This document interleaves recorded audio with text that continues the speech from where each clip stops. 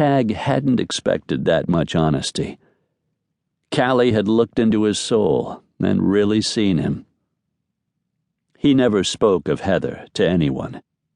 It was as though if he didn't say the words aloud, they wouldn't be true. They wouldn't hurt as much.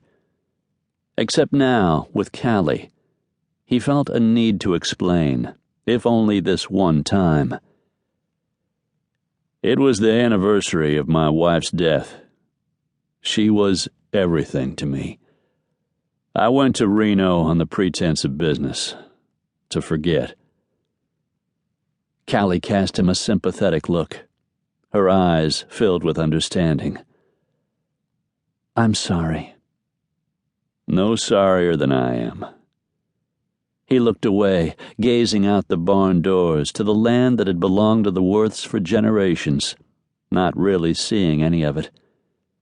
He pushed images of that fiery, split-in-two plane on the tarmac out of his mind. He'd seen it enough in his nightmares. He turned to her then, looking deep into her pretty brown eyes. When I said that night shouldn't have happened, I meant it. Nothing's going to come of it, Callie. It'd be best if we put it out of our heads. Agreed, she said instantly, her eyes firm on his. Like I said, I'm here to break the ice, in case we should bump into each other at Penny's song. I'm not good with awkward. Tagg smiled. Me neither. Never had any social skills. She chuckled deep in her throat and nodded in agreement. He almost took offense, but then Callie's lips parted slightly, and she spoke soft words that couldn't be misconstrued. You make up for it in other ways. Do I? Always nice to know a female companion had no complaints when he took her to bed. Tagg's mind drifted to the beautiful brunette with soulful caramel eyes, moaning his name as he drove deep inside her. Oh, man. He shook those thoughts free before Callie caught a hint of what he was thinking. He wondered what she needed to forget. What kind of loneliness and pain had she been clinging to that night? But Tagg wasn't going down that road. He didn't want to know. He didn't want any more involvement with Callie Sullivan, pretty as she was. Callie pursed her lips and nodded. They stared at each other silently. I should go. Probably should. Okay then. She walked out the barn door, and Tagg followed quietly behind her. But then she stopped, turned on her heels abruptly, and he nearly mowed her down. Their bodies connected. His chest knocked her backward.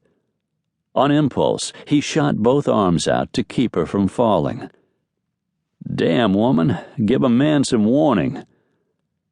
And there he was, holding soft, pretty Callie Sullivan in his arms.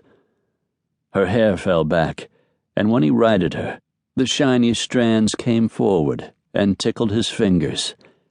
She blinked, looked up into his eyes. Thanks. Why'd you stop so quickly? I had something else to say. Say it. That musky, flowery scent invaded his senses and reminded him once again about their night together. He released his hold when he was sure she was on level footing. Callie set her hands on her hips, the exact place where his hands had been. It was an unconscious gesture on her part, but one that tugged at his cold heart. I don't usually pick up men in bars. She shot him a bold look that dared him to doubt her. Tagg arched his brows.